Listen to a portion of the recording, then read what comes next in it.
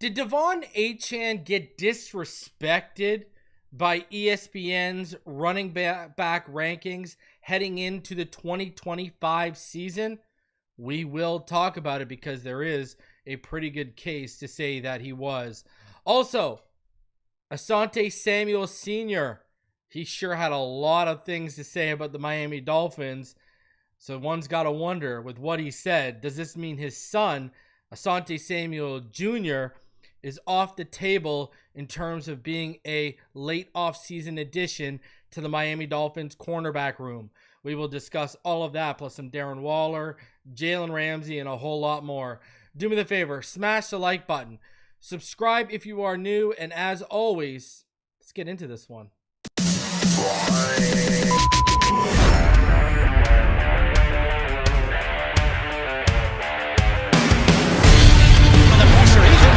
Loses the football. Touchdown! Got it! You have got to be kidding me. Jalen Waddle has a Dolphin touchdown. And he will score! Field on the near side, man open. Touchdown!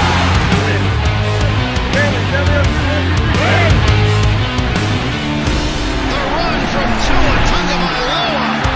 Touchdown! He's going deep. He's going to open the touchdown again. Tagovailoa trying to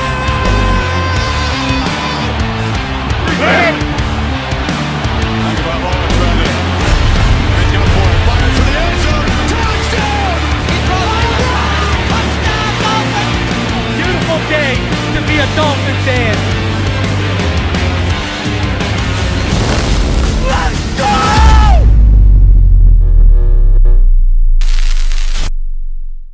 What is good, Fin Nation? What's good? It's your boy Reason. We are back here for another one on this Monday. Appreciate all of y'all for taking some time out to tune in. I want to thank all of y'all for coming out, showing a lot of support for the video yesterday about Tua making the NFL top 100 list. I really do appreciate that, man. So just a quick programming note. I do have a guest that I will be recording with tomorrow. So I'll have a special episode dropping Wednesday morning for you guys. So be out on the lookout for that.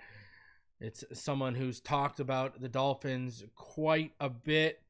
And I think this is going to be a good episode. It's someone who I've referenced and we've talked about, et cetera, et cetera. So we'll keep that a little hush-hush for now. But make sure you tune in Wednesday morning. I'll probably be dropping that, around 9 a.m. for you on your way to whether you've sat down at your desk or whether you're on your way to your desk. So be sure to be out on the lookout for that. All right, guys? So special episode coming Wednesday morning, and we're working on some other things too. All right? Shout out to Knight. Knight sends one Phinside The NFL gift membership. Appreciate you. Scotty gets that. And I am working on some other things. I've got a couple players that have said, hey, we're down to come on. They've told me this over the last 2 weeks, 2 different players. So hopefully we'll be able to get that happening before they report. But maybe even once they report, we can get it going. But I'd like to get it to go down before they report. Last year, I basically had Patrick Paul, but he ended up ghosting. But, he even followed me on Twitter, so we could correspond. But he ended up ghosting. But I've got 2 players who have agreed to come on and discuss, everything, right? The off-season, training camp coming up, the regular season. So we'll see how it works out. All right. So, yeah, we are working on a bunch of things over here to give you guys the continued best content there is possible. Like I said, don't forget, this weekend, probably Sunday, I'm going to drop my offensive preview. All right, we're gonna preview the offensive side of the roster heading into training camp. We are gonna have a couple prospect previews. We're gonna have Jonnu Savaianaya. We are probably gonna have Ollie Gordon, and I'm thinking of adding Quinn Ewers to the mix. And then the following weekend, all right, we are going to have the defensive and special teams preview where I'm going to have prospect profiles at minimum on Kenneth Grant and Dante Trader. For those of you new to the channel, my prospect profiles I've been doing since this channel started. What I basically do is I cut up a bunch of all 22 and I give you an even further in-depth scouting report on these players, especially if I had them already on my big board. So you're going to get a further, remember, Jonnu Savaianaia was the second guard on my big board, and he had a scouting report for all of you guys. If you go back and watch that preview video, that big board video for the guards. Well, now I'm going to go even further in depth. I've finished Jonnu Savaianaia. He's wrapped up.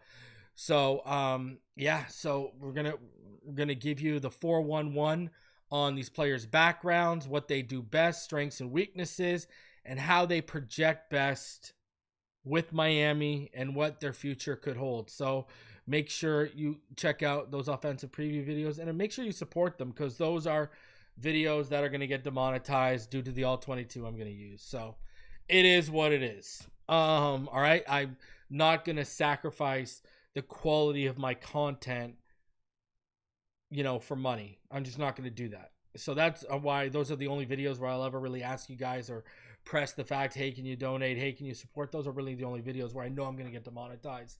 But, you guys can do what you can do, and that's enough for me. But I like I said, never going to sacrifice my quality just to bring it. Now, the only time you'll see me like edit and chop things out, I remember last year when I did my Edge big board, I had to heavily edit the Chop Robinson scouting profile because it got blocked, like they were blocking the video. So that's the only time you'll see me actually go in and edit all 22 or a scouting report or whatever the case may be, is if they're blocking the video. If they're going to demonetize and just take the ad revenue, I'll let it roll. But if they're going to block a video, then yeah, I'm going to edit it and do what I got to do to make sure you guys can at least get some of that, right? So, can you do a video of my man crush, Jalen Conyers? Daniel, think about what I was just talking about a few minutes ago, and I might be able to do you one better. All right? Okay? Little hint, hint. All right? So, anyways, guys, do me the favor as you do come through. There is about 150 of you in the room already. Smash that like button. Subscribe if you are new. All right? And again, shout out to everyone. I know, Monday after a long weekend. I mean, it's one thing you got to drive into work today. It's another thing you got to drive in realizing that Diddy's getting off, and somehow the FBI and the DOJ lost all the Epstein files. All right. So, yeah, that's a different conversation for a different day. All right. I've seen pictures of these guys waving binders with the Epstein files and talking about the files on their desk. All of a sudden, they've disappeared. Okay. All right. I'm just going to say this. I didn't trust Kash Patel when he got the position, and I feel like I've further been vindicated with everything that's transpired with that situation. Anyways, we're not here for that. We are here for the Miami Dolphins.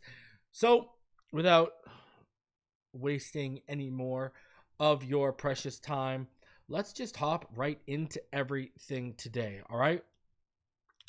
And let's start off with this, because I got to talk about this.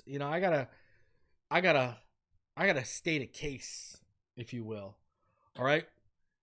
If you have not had a chance to see these before, ESPN every offseason, what they'll do is they will every offseason they'll talk to executives, GMs, et cetera, coaches around the league, and they will rank every position. All right. So, and yes, like Daniel said, let's pray for the people in Texas. Those floods are crazy right now. Shout out to EM Dolphin fan. That's ridiculous right now. Shout out, prayers out for everyone in Texas. My mom's best friend lives in Texas. That's an awful situation. So, anyways, ESPN every year, they will do their executives, coaches, scouts rank NFL's top 10 running backs. Every year, they'll go through each position. So this week, they dropped running backs. They'll do everything, tackle, guard, all of that stuff. So I want to get into this because this is kind of crazy.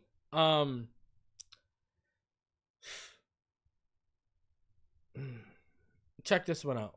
So now they remind you the ranking process. Voters gave their 10 best players at a position. Then we compiled the results and ranked candidates based on the number of top 10. So, and then with research and film study help from ESPN NFL analyst Matt Bowen.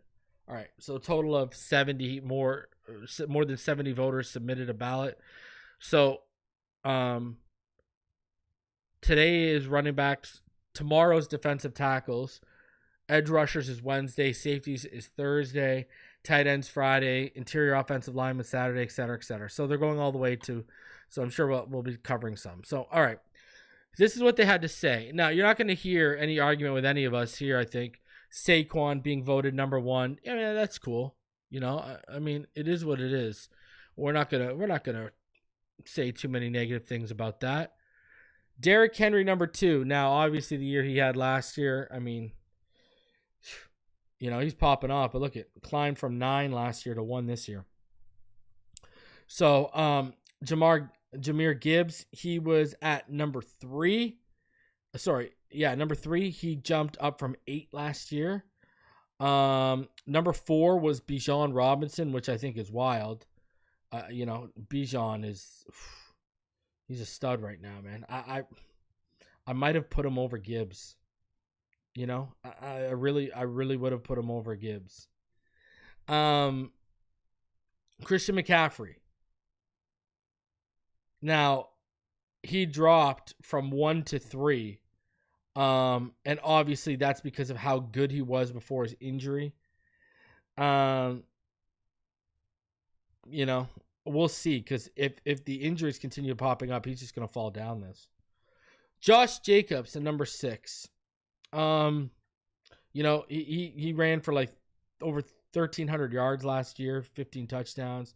He earns that. Jonathan Taylor, everyone knows I wanted us to draft him with the pick we used on Noah Igbenogany, so you are not going to hear an argument from me. He fell a little bit from 5 to 7, though, right? James Cook, last year's an honorable mention. This year he's number 8. All right? And obviously he had a big year, right? 16 touchdowns. Number 9, Joe Mixon. Last year's an honorable mention. This year he's again, see, now we're starting to get into the disrespect, in my opinion, here. Because, I mean, like, let's be honest here. Who has a higher trajectory? De'Von Achane or Joe Mixon? Right? I mean, this is where it starts here. All right? So, Joe Mixon last year, he had 12 touchdowns. All right? 11 rushing, 1 receiving. All right? He had 1,016 yards on the ground, 309 yards receiving. All right? De'Von Achane, he had 907 yards rushing. All right? He actually averaged more yards per rush. He averaged about 4.5 yards last year. Joe Mixon even averaged 4.1. He also had 6 touchdowns to go along with that. No fumbles, right? No fumbles at all. But he also had 592 yards receiving and 6 touchdowns. He had a fumble receiving, but he had, let's do some math here, shall we? That's 1,497 all-purpose yards. Joe Mixon had 1,325, and they had the same amount of touchdowns. And Achane averaged more yards on the ground. So I think this is disrespect number 1. I think this is where De'Von Achane should be, if you want my honest opinion. He should be right here. I agree with all 8, the top 8. But this is where De'Von Achane should be in here right now. He should be number 9. Now let's keep going. Alvin Kamara. Alvin Kamara has a better case to be in the top 10 than Joe Mixon, if you really want to get into it here. But it's the same case. Alvin Kamara had 900 50 yards rushing last year. He only averaged 4.2 yards per carry. Again, Achane on the ground had 907 yards, but he averaged 4.5 yards per carry. Alvin Kamara had 6 rushing touchdowns. De'Von Achane had 6 rushing touchdowns.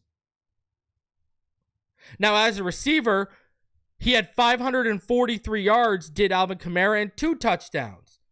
So he had a total of 8 touchdowns. Again, Achane receiving last year had 592 yards and 6 touchdowns. So he had 4 more receiving touchdowns and 4 more total touchdowns than Alvin Kamara.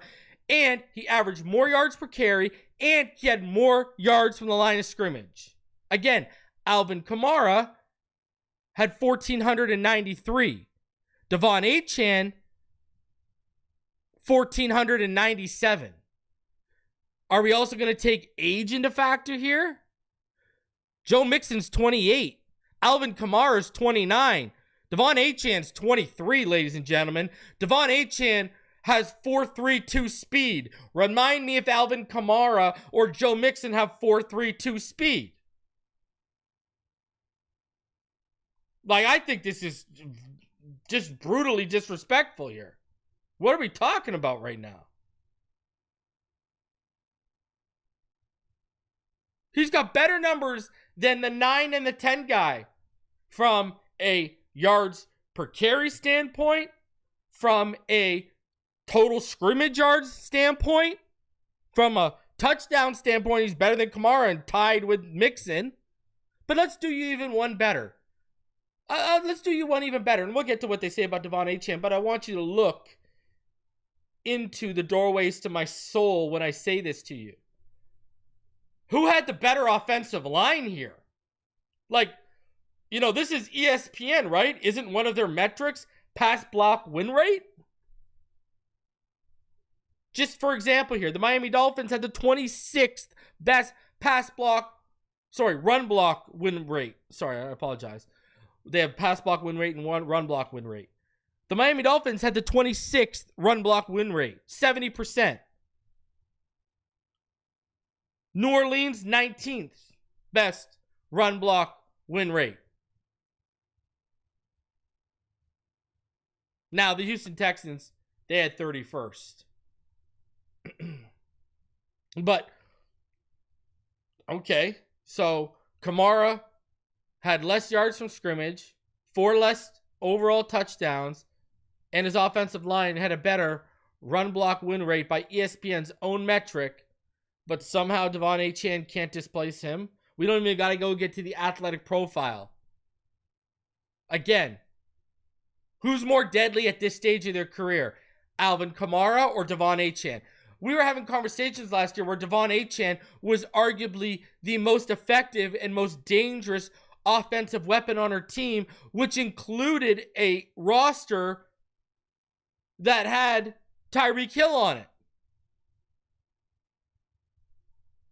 When this guy's in the same breath as offensive weapon as Tyreek Hill, who are you more afraid of? De'Von Achane in open space or Alvin Kamara in open space? Who are you more afraid of? De'Von Achane in open space or Joe Mixon in open space? I made the comparison on yesterday's show, and I took it to Twitter yesterday. De'Von Achane is the modern day upgraded version of Reggie Bush. Now, people will, well, Reggie Bush could hurdle and the jukes. What are you talking about? You think De'Von, go back and watch the film since A&M. Go watch the Broncos game. Achane had a run up the left side where he made 4 men miss before he took it to the house. Like, what are we talking about here? De'Von Achane can cut on a dime and not gear down. It's crazy how explosive he is. Like, Achane is special, man. I'm telling you right now, Achane is special. Like, he's... You keep him clean, oh my God. And he's just going to bulk up and get bigger, and he's going to get used to the workload of an NFL team. That's what you've seen, right? He wasn't used to this workload coming out of Texas A&M, right? Remember the year before? Because remember, how did I fall in love with De'Von Achane? The year before he came out, when I was watching the Isaiah Spiller film, I was like, yo, who is this? What? Oh, right? After watching year one of McDaniel, I'm like, oh boy, that guy's perfect. And that's who I was pushing that whole draft cycle, just like I pushed Chop last year and Kenneth Grant this year. That's the guy I was pushing. And, I mean, you look at it, everyone wants to talk about how perfect a fit Tua is for this scheme. De'Von Achane might be a more perfect fit. You could probably make the argument. Like, we're okay with moving off Tyreek because we know they're going to flex Achane out. And Achane's been working on his route running. Now, you know, we're not totally okay with losing that kind of weapon in Tyreek, but you get what I'm saying with the drama going on, et cetera, et cetera. Achane kind of eases that a little bit. Would Kamara ease that? Would Joe Mixon ease that? Again, losing one of the best and greatest offensive weapons of the last 10 years in Tyreek. Those running backs can do that. So I don't know what's going on here. But this is what was said in the article because Achane did make the list, but he made it as a honorable mention. All right. So let's go back to that right there. And what's crazy is, like, he was the third honorable mention. It's wild. The disrespect is wild. Bucky Irving was named, obviously, then Aaron Jones Sr., then De'Von Achane, and they said elite speed and explosion, could wear down because he's small, similar to Gibbs. He just gets banged up, runs very hard for how small he is, and should get out on the perimeter more as a pass catcher. Hold on a sec. Similar to Gibbs? Remind me. Didn't we just go over this? Wasn't Gibbs number 3 on this list? So what's similar? Gibbs was 3 on this list and Achane was the 3rd honorable mention. This is disrespectful because I count the honorable mentions in order, right? You 13th best running back? In what world is De'Von Achane the 13th best running back in the NFL right now? At worst, he's 9th. He's better than Mixon. Who are you taking? You start a team tomorrow right now. Who are you taking? You taking Alvin Kamara at 29, who had less yards of scrimmage and less touchdowns and less yards per carry than Achane, who's 23? You taking Joe Mixon, who had a couple hundred yards less yards from the line of scrimmage and the same amount of touchdowns, but doesn't, and smaller yards per carry, and doesn't offer you nearly the explosive or the receiving threat Achane does? Who are you taking? Come on. Bucky Irving. Who are you taking? Bucky or Achane? Please. Aaron Jones. I like Aaron Jones. I've liked him. You know, I was on the bandwagon of, hey, if you could have got him for the right money, I wanted him in Miami. I was down for Aaron Jones. Brother, 7 days a week and twice on Sunday, I'm taking De'Von Achane. Please. Or are these NFL executive scouts and GMs, or, you know, are they going to Pee-wee leagues and asking these guys? Because we got some serious issues if scouts are agreeing with this. Come on, man. This is why people can't take the national media seriously. And then you got to say, well, you know, we had over 70 voters and we used the film study of Matt Bowen. If Matt Bowen thinks Joe Mixon, Alvin Kamara, Bucky Irving, and Aaron Jones at this stage of her career are better than Achane, we got an issue here. Again, we all saw what the offensive line was.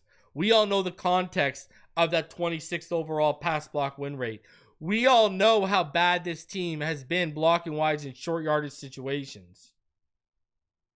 You can't even get a crease. You don't even give the running backs a chance. Doesn't matter if they're 197 pounds or 220 pounds. You don't give them a chance.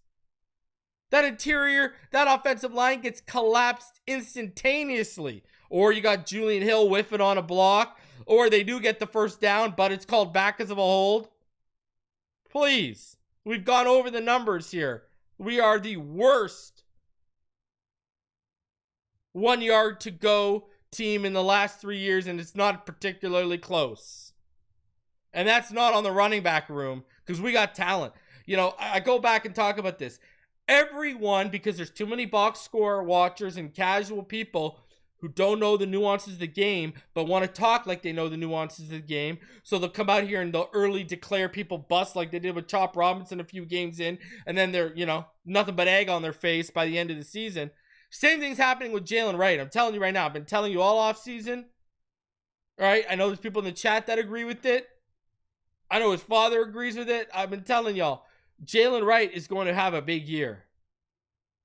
And stop sleeping on this kid. You go back and you watch the film. And I talk about this all the time.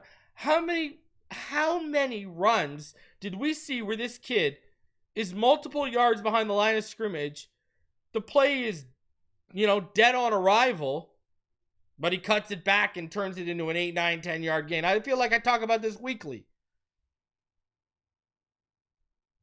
Jalen Wright's got it, man. I'm telling you, if he becomes the blocker we saw in film 2, it's going to be hard to get him off. It's going to be hard to get him and Achane off the field. Now, I know there's a contingent in this fan base that, you know, they're hurrahing for Ollie Gordon, and I'm down. I don't care who does it. Just do it. You know what I mean? But I do think it's going to be hard. It's going to be hard for Ollie. I mean, we saw great offensive line, Ollie Gordon, Heisman candidate, literally. Next year, terrible offensive line. What happens? Has a massive down year to the point of how far he fell to us. So, I don't know. I think it's wild. De'Von Achane as the 13th best running back in football. In what world? And I agree with what Scott Bonus says in the chat. I mean, yeah, if you give him the offensive line, I agree with this. You know, Tyreek leaves and more targets open up. This is real. You know, he's already year 2, 1,500 yard, and we just started easing him into the, you know, he just started easing that in, and with no offensive line. Imagine if he would have probably ran for like, what, 1,200 yards if he would have had a good offensive line last year. Maybe even, you know, 1,300. He would have been probably around 1,800 yards last year, line of scrimmage. You know, he had almost 600 yards receiving. That's realistic to think. He would have probably been a, you know, 1,800 yard back in year 2. Just give the man an offensive line, for the love of God. You know? This is why I say everyone wants to talk about 2 in the offensive line. This is why I talk about the running back and the offensive line. And that running back room in the offensive line. They need it just as much. And they're going to make that offensive line getting fixed will make everyone's life easier, because the running game will start clicking, which will make Tua's life easier, which will make the receivers' lives easier. So, you know, everything works in unison as one cohesive unit. And the moment you throw a wrench in that cog, you know, you don't get the results you hope for, as we all saw last year. I agree, Russell. Go back, and I know, Russell, you've been a day one.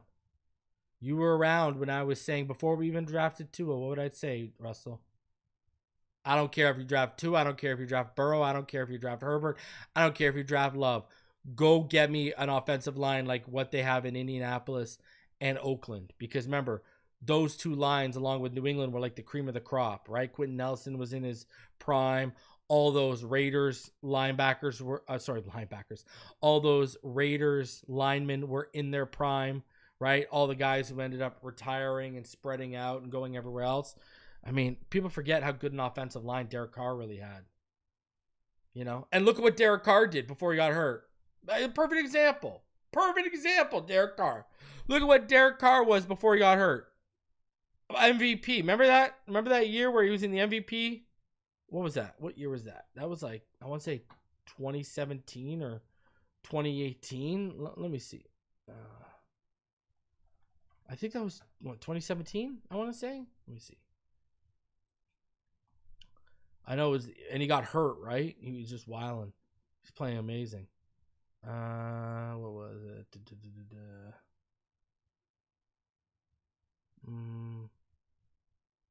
What year did he get hurt? It was before they went to Vegas.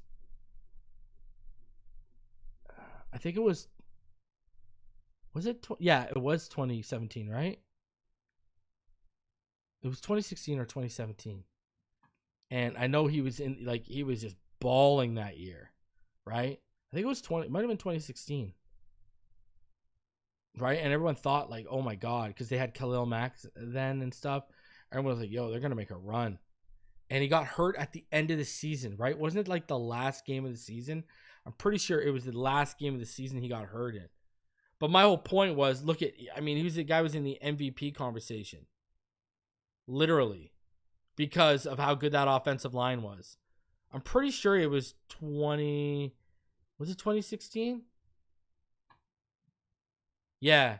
It was Christmas Eve, week 16, 2016. And he got ranked 11th in the NFL top 100 players of 2017 because of it.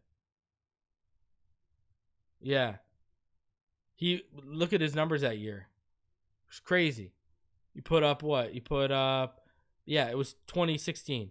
He put up 3,937 yards in 15 games, 28 touchdowns, and 6 picks. and they were doing amazing that year. Right? That was the year where Derek Carr got hurt. But anyways, my point was the offensive line. Right? I mean, you go look at that offensive line. Man, they just had a bunch of big boys. Now, they all ended up getting old. And obviously, they all ended up going off and doing their own thing. But man, that offensive line, man, I remember how good that offensive line was, and it was just so impressive. You know, Gabe Jackson, Rodney Hudson, like Kalichi Osemele, like man, Donald Penn was even good for them. And they had some good offensive lines in Oakland. So, anyways, disrespect, nothing but disrespect, and man, let that offensive line pop off, and he'll crack that top 10 next year for sure. All right, Asante Samuel Sr. You thought I was gonna say Junior, didn't you? You got to hear what this guy said. I mean, I don't know if his son is coming to Miami anytime soon. This man popped off on us. All right? Check this out. Check what Asante Samuel Sr.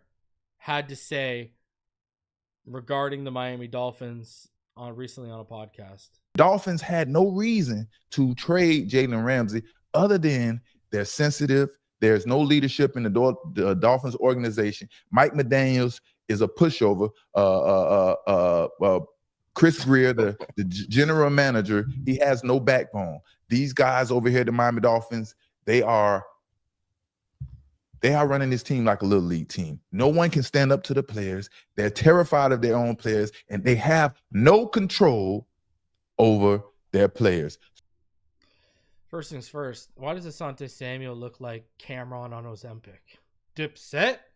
Number two, I mean, like, does it get any more? I mean, this man just said Greer has no backbone.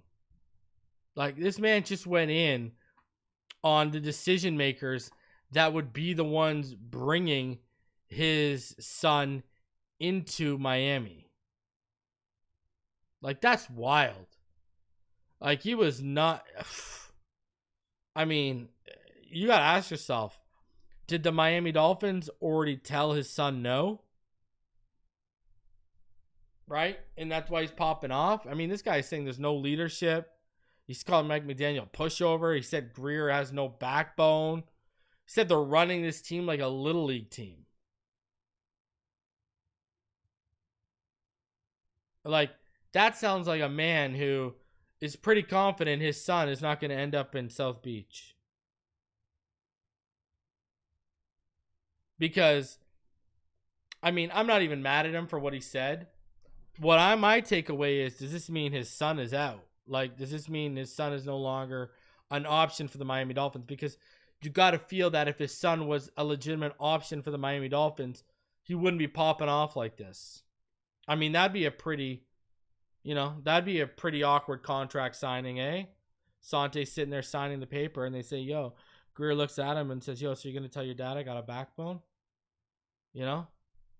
That would be an interesting conversation, no? And honestly, I thought we were going to draft Asante Samuel Jr. in his draft, in his draft class. And the reason why I thought that was because his, Brian Flores was a massive fan of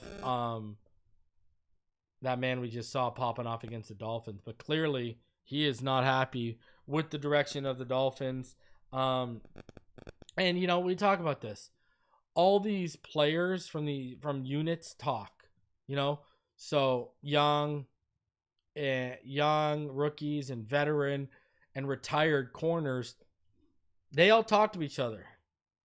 I'm sure Asante Samuel has a relationship with Jalen Ramsey. And, I mean, it is what it is. So, my take is not so much on what Asante Samuel Sr. said, but why he said it. Like, does this mean it's no longer an option on the table for the Miami Dolphins regarding signing Asante Samuel Jr. as a free agent? Does this mean Rasul Douglas is more of a realistic option? It's a question to ask yourself. And Barry Jackson actually commented on this situation. And this is what he said. So his original comment that he quote tweeted is, Dolphins have checked in on recovery of his son, right? Because he was actually quote tweeting the clip. One of the best remaining UF unrestricted free agent corners who is working his way back from a neck injury.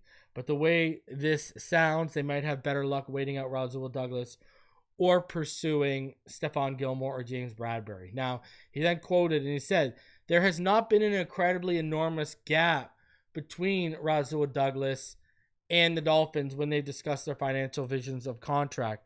Still could see this perhaps working out. So there is Barry Jackson telling you directly that Rasul Douglas continues to be the one with the most steam and the one that may make the most sense here, even before what was discussed by Asante Samuel Jr. And the reason why I would say this makes sense too is, let's go back to the Jair Alexander situation. It made absolutely zero sense that they told Jair Alexander, with all that cap space, they told him, hey, wait. Now, if they had Minka already in mind, then it does make sense. But for them to tell Jair Alexander, hey, chill, we got to see what we're doing with Jalen Ramsey, but then they offered Rasul Douglas. I always found that kind of interesting, but now that they added and took on the contract of Minka Fitzpatrick, it kind of makes a little bit more sense of why they told a guy like Jair, who got what he got, chill. Even still, you could have created more cap space if you really went out and signed Jair, and then you turn around and traded for Minka with the Jalen Ramsey trade. You could create cap space right now by extending Zach Sealer. Right? You can create like $11 million by extending Zach Sealer right now. So it's not like they're hurting for money. And you could, if you re-signed Jordan Brooks and Zach Sealer, I think you create like $12 million too. So let me get those numbers for you actually, because I know I got them here too. So hold on. I'll tell you exactly what you can do. So if you were to go ahead and give a new extension to a guy like Zach Sealer, you create about $5.872 million. Now, Jordan Brooks is another guy we've talked about. You know, he's going to be here for this foreseeable future. You extend Jordan Brooks, you create another $6.156 million right now. So like I said, you create almost $12 million between the two of them. You create almost $6 million with Zach Sealer. That could have been your extra cap on top of Jair if you would have brought him in. So it's not like they didn't have avenues to create money if they needed to. Pro Special says, give me Gilmore. You know what, at this stage, give me Gilmore, give me James Bradbury, and give me Rasul Douglas. And, you know, like the Joker in The Dark Knight, breaking a pool stick and throwing one half of it between, you know, those two thugs to decide which one joins his squad. Same thing with this cornerback room. All right? Throw the sword in the middle of the ring. May the best man win the number 2 job, and so on and so forth. Because, I mean, I know Chris Grier said we got to finally see it from Cam Smith, but, I mean, going back to Asante Samuel and what he said, you want to sit here and tell me this guy has no backbone when he's willing to, like, you know, roll the dice on a season for a guy he hasn't seen anything from in Cam Smith, a guy they're hoping for a second-year jump as a UDFA and Storm Duck, you know, and so on and so forth. A lot of questions at the number 2 corner spot. I don't know. We'll see how it all plays out. That's for sure. So, Drew Rosenhaus, he had his weekly segment with Josh Moser, and they discussed Darren Waller joining the Miami Dolphins and how that all went down. Through the big news this week, Darren Waller getting picked up by the Dolphins. He's coming out of retirement. How did all of this come together? Oh, it was amazing. I got a phone call last Friday, in the last week of June, from Darren, and he said, Drew, I've decided that I want to play again. I miss football. I've got the itch to play. The love of the game is back, and I would like to play for the Miami Dolphins. And to Joe Shane's credit and Chris Grier's credit, those two got together and quickly worked out a deal compensation-wise. And for the Dolphins, this was terrific timing after losing Jonnu Smith to add Darren Waller to the mix was really very fortunate, because those are big shoes to fill, with Jonnu being part of that trade to the Steelers. Just clarifying, Gronk is still retired, right? Yes. This was a very similar scenario when Gronk told me he was coming out of retirement, but he only wanted to play for Tampa. We had to work out a trade between Tampa and the Patriots then. And that experience of going through that with Gronkowski really helped related to Darren deciding he was coming out of retirement and only wanting to play for the Dolphins. So there you go. Again, we've talked about it. It seems like Darren Waller, due to Frank Smith, he was locked in and he only wanted to play for the Miami Dolphins. That was all that was on his mind. That was it. There was nothing more he was thinking about instead of that. Now, in that segment, he also discussed Jonnu Smith. He said the Dolphins allowed him to seek a trade instead of forcing him to play out the second year of his contract. So he said the Dolphins made the decision they were not going to do a new deal for Jonnu. You know, and he also said that he doesn't know if that Minka Ramsey trade would have happened without Jonnu Smith being a part of it. So there you go. You know, listen, again, I say, and I've said this, we have got to let training camp play out a bit. That's going to tell us whether Waller was either a good move or a bad move. If he's the guy Art Stapleton saw at New York Giants camp a couple years ago, we might have got something for the same kind of money they would have given Jonnu anyways at maximum. You know, Darren Waller goes out and balls out. He basically makes Jonnu's, you know, close to $5 million, right? What did Jonnu make? Like 4.2 or 4.6 or whatever. So again, that's like 30-second. Put it this way: if Darren Waller balls out, I hope I can call him Darren Baller this year, but if Darren Waller balls out, he is going to only make like the 32nd, 31st most money in the NFL at tight end. So, not much of a risk for the Miami Dolphins in that situation. But again, I keep going back to this, and even Rosenhaus talked about it. The one thing you got to like about this, and the one thing, well, two things that could get you excited about it is A, if Frank Smith, if anyone is going to get the maximum out of Darren Waller, it's going to be our offensive coordinator, Frank Smith. That's number one. And number two, because of that fact that he trusts Frank Smith to maximize his talents and his skills, he wants to be here. Like, he wants to be here. So, I mean, if you're going to take any positives away and you want to put a positive spin on it, those are the points that I would always point to. Now, at the same time, is his body going to be able to take the beating of an NFL season? In 2022 and 2023, that hammy issue was consistent. You've been out of the league for a year. Is his body going to be able to take that beating? So, and I agree with Jason. I just wish he could run block. I got a Patreon update coming for all y'all too, by the way. I just didn't get around to it, but I got a Patreon update coming for all of you, and we'll discuss the tight end position in a little bit more. So make sure you guys keep it locked in. All right. Now this. Look at this quote. This is from a Yahoo sports article, and it discusses what Dave Hyde said. So, one Dolphins writer, however, emphasized that there are other aspects of Ramsey's time in South Beach that will not be missed. Quote, let's start here. The Miami Dolphins won't miss cornerback Jalen Ramsey, Sun Sentinel writer David Hyde wrote. They won't miss him regularly showing up late to practice as the rest of the team was in the middle of stretching.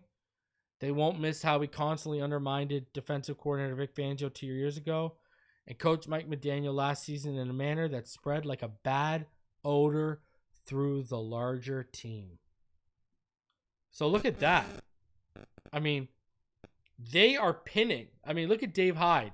Whoever's feeding him this information, they are pinning a lot of that toxic culture on Mike McDaniel's interaction with Jalen Ramsey.